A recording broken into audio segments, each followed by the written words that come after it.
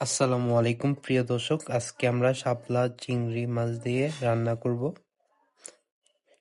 সবার প্রথমে আমরা প্যানে পানি নিয়ে সিদ্ধ হতে দিয়ে দেব শাপলার ডানাগুলো। তো আমরা পানির মধ্যে শাপলার ডাটাগুলো দিয়ে দিচ্ছি।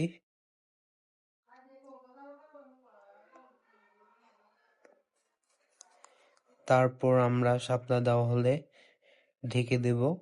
ঢেকে আমরা 10 মিনিট অপেক্ষা করব। 10 মিনিট পর আমরা শাপলাগুলো নিয়ে নেব।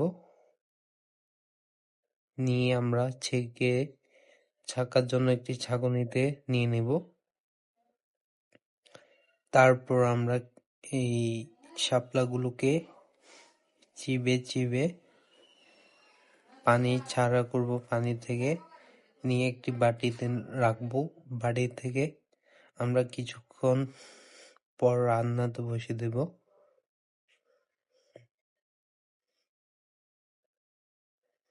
তো আমরা সবগুলো বাটিতে নিয়ে নিচ্ছি চিপে চিপে। আমাদের সব শাপলা টানা নেওয়া হয়েছে। আমরা মশলা রেডি করে রাখছি। এখানে আমাদের লবণ আর মরিচ রেডি করা আছে। আমরা প্যান দিয়ে দিয়েছি। প্যানে আমরা পর্যাপ্ত পরিমাণ তেল দিয়ে নিলাম। তারপর তেল আমরা 5 মিনিট গরম হলে প্রথমে রসুন দিয়ে দিব। রসুনের পর আমরা পেঁয়াজ দিয়ে দিব। পেঁয়াজ দেওয়া হলে আমরা এখন মশলাগুলো দিয়ে নিব। তো আমাদের পেঁয়াজ মরিচ দেওয়া হয়েছে। এখন আমরা মশলা দিব। তো মশলা দেওয়ার আগে আমরা এটি নেড়ে চেড়ে নিব। তো নেড়ে চেড়ে নিবেন যাতে সবগুলো মশলা গলে যায়। তো এখন আমরা লবণ দিয়ে নিয়েছি 1 চামচ, হলুদ দিয়ে নিয়েছি 1 চামচ, মশলা বাটা দিয়ে নিয়েছি আর মরিচ দিয়ে নিয়েছি 1 চামচ করে। তারপর আমরা এগুলাকে লাড়বো। এখানে আমরা 1 চামচ আদা বাটা দিলাম। আমরা নেড়ে চেড়ে সবগুলাকে মিক্স করে নিব। তো মিক্স হয়ে গেলে আমরা এর মধ্যে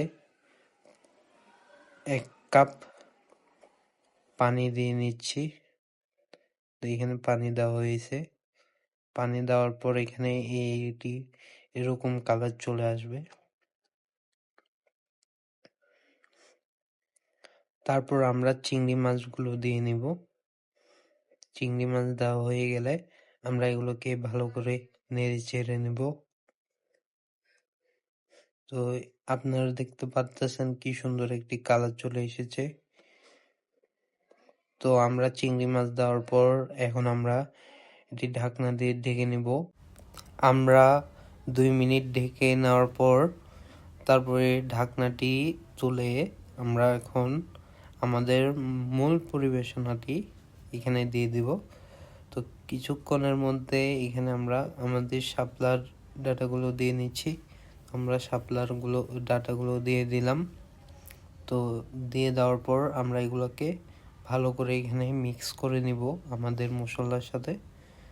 মিক্স করা হয়ে গেলে আমরা এখানে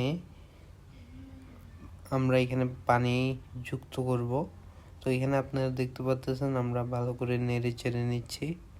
তো নাড়াচাড়া হয়ে গেলে আমরা এখানে আর কিছু মাত্র অপেক্ষা এখানে আমরা আবার ঢেকে নিচ্ছি কিছু সময় অপেক্ষা করে। তো আমরা আবার ঢাকনা তুলে নিলাম। তো তুলে নেওয়ার পর এখানে আমরা আবার পানি দিয়ে নিলাম 1 কাপ। তো 1 কাপ পানি দেওয়ার পর এখানে আবার আমরা নেড়ে চেড়ে নিলাম। তো নাড়াচাড়া হয়ে গেলে আমরা আবার ঢেকে দেব। ঢেকে দেওয়ার পর আপনারা দেখতে পারবেন 10 মিনিটের মধ্যে এখানে এটি রেডি হয়ে গেছে। তো আমরা এখানে ধনেপাতা দিয়ে নিচ্ছি। ধনেপাতা দেওয়ার পর এখানে আমরা আবার আমাদের রান্না এখানে শেষ। আপনারা অবশ্যই কমেন্টে জানাবেন কেমন হয়েছে।